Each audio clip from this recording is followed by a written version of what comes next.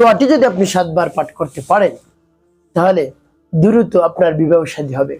আপনি একজন যুবক বা যুবতী, আপনার বয়স পেরিয়ে যাচ্ছে, আপনি চিন্তিত হয়ে পড়ছেন কি করবেন, যে মানুষে অনেক খারাপ মন্তব্য করে, যে তোমাকে দেখতে আসে পছন্দ হয় না, বা তুমি কাউকে দেখতে যাও তোমাকেও পছন্দ করে না, না তুমি পছন্দ করো না, এরকম অনেক ধরনের মন্তব্য করে ছেলেদের ক্ষেত্রেও মেয়েদের ক্ষেত্রেও।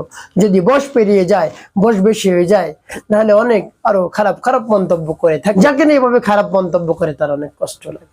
তাই এভাবে আপনি যদি দুশ্চিন্তার মধ্যে পড়ে যান যে কেন আমার বিবাহ শাদী হচ্ছে না, আমাকে দেখতে আসে পছন্দ করে, আবার বিবাহ শাদী একেবারে দ্বার প্রান্তে যে হবে হবে সেই সময় ভেঙে যায়, তারা অন্যদিকে চলে যায় বা ফোন দেয় না, কথা বলে না, এরকম হয়, তাহলে চিন্তিত হয়ে পড়েন, চিন্তার মধ্যে পড়ে যান। কি করবেন? যে বিবাহ শাদী হচ্ছে না, বয়স পেরিয়ে যাচ্ছে, আপনি একজন যুবক বা যুবতী, বেশি দিন হয়ে গেলে তো বিবাহ শাদী হবে না, বয়স বেশি হয়ে যাবে, তাই দুশ্চিন্তার কারণ নাই। আয়াতটি আপনি 7 বার পাঠ করুন, দোয়াটি 7 বার পাঠ করুন, দেখবেন দ্রুত বিবাহ শাদী হয়ে যাবে।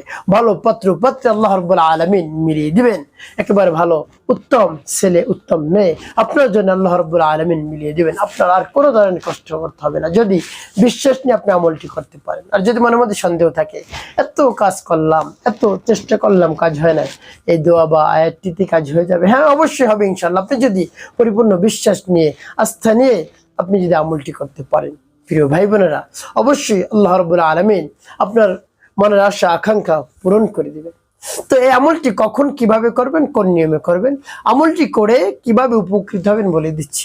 তাই বিস্তারিত জানার জন্য, আমলটি শিখে রাখার জন্য ভিডিওটি না টেনে না কেটে ধৈর্য এবং মনোযোগ সহকারে শেষ পর্যন্ত আপনি দেখতে থাকুন, তাহলে আপনি অবশ্যই এই আমলটি করতে পারবেন। প্রিয় ভাই বোনেরা, আমলটি করতে আপনার কোনো ধরনের টাকা পয়সা খরচ করতে হবে, অল্প কিছু সময় আপনাকে ব্যয় করতে হবে।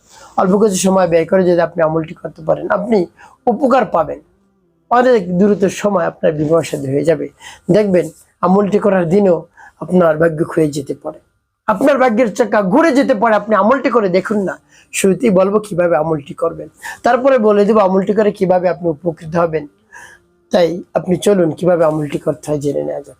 প্রিয় ভাই বোন, আমলের শুরুতেই আপনি উত্তম রূপে পবিত্রতা অর্জন করবেন। পবিত্রতা অর্জন করে উত্তম একটি স্থানে বসবেন, পবিত্র আপনি উত্তম পোশাক পরিধান করবেন, নির্জন একটি জায়গায় বসবেন কিবলামুখী। সর্বপ্রথম কি পাঠ করবেন? জীবনের গুনাহের কথা স্মরণ করে ক্ষমা প্রার্থনা করবেন।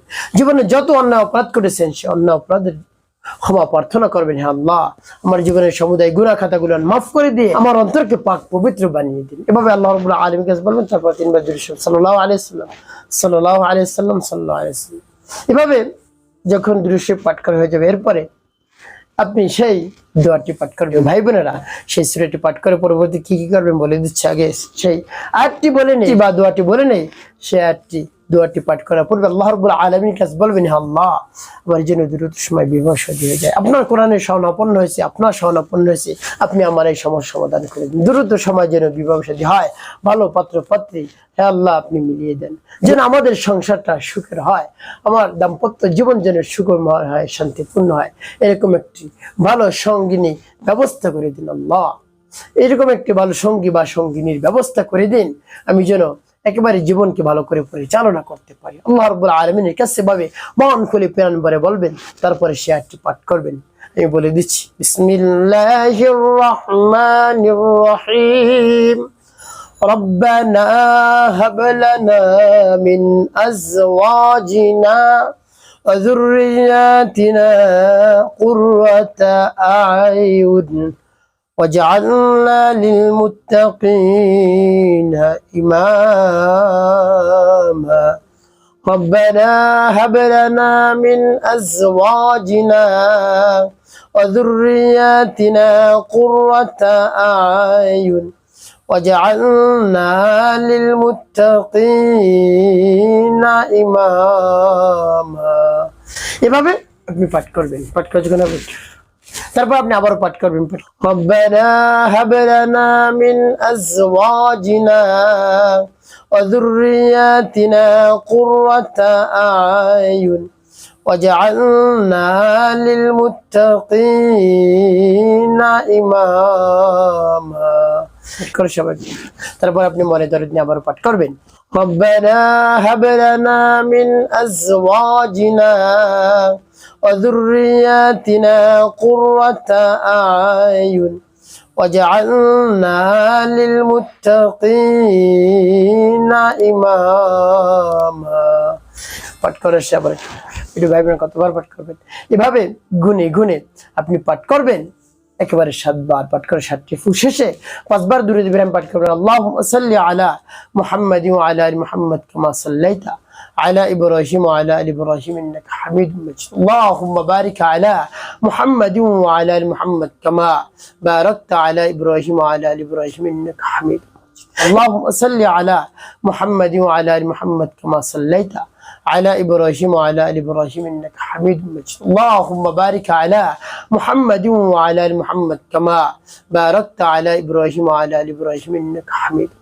اللهم صل على محمد وعلى آل محمد كما صليت على إبراهيم وعلى آل إبراهيم إنك حميد مجيد اللهم بارك على محمد وعلى آل محمد كما باركت على إبراهيم وعلى آل إبراهيم إنك حميد مجيد এভাবে যখন পাঠ করা হয়ে যাবে দুটি ফুল ভাই বোন আপনার আমলটি করা শেষ এখন কি করবেন সাথে সাথে রব্বি কারীমের দরবার হাত উত্তোলন করবেন হে আল্লাহ আপনি হলেন আমাদের খালিক আমাদের মালিক আমাদের হায়াত দাতা জীবন দাতা রিজিক দাতা সবকিছু আপনি দিয়ে থাকেন আপনার কুদরতি কবজার মধ্যে সবকিছু রয়েছে আল্লাহ আমাদের জান মাল সম্পদ ইজ্জত আবরু সবকিছু রয়েছে আল্লাহ আল্লাহ আমি যে সমস্যার মধ্যে পড়ে গিয়েছি আপনি সমস্যা থেকে সমাধান করে দিন আল্লাহ আমি অনেক বড় সমস্যায় পড়ে গিয়েছি আমার বিবাহ শাদী হচ্ছে না অনেক বয়স হয়ে গিয়েছে বয়স পেরিয়ে যাচ্ছে মানুষের খারাপ মন্তব্য করে আর সহ্য করতে পারছি না আপনি আমার জন্য একজন ভালো জীবন সঙ্গী বা সঙ্গিনীর ব্যবস্থা করে দিন ভালো পাত্র পাত্রীর ব্যবস্থা করে দিন আল্লাহ রাব্বুল আলামিনের কাছে মন খুলে প্রাণ ভরে বলবেন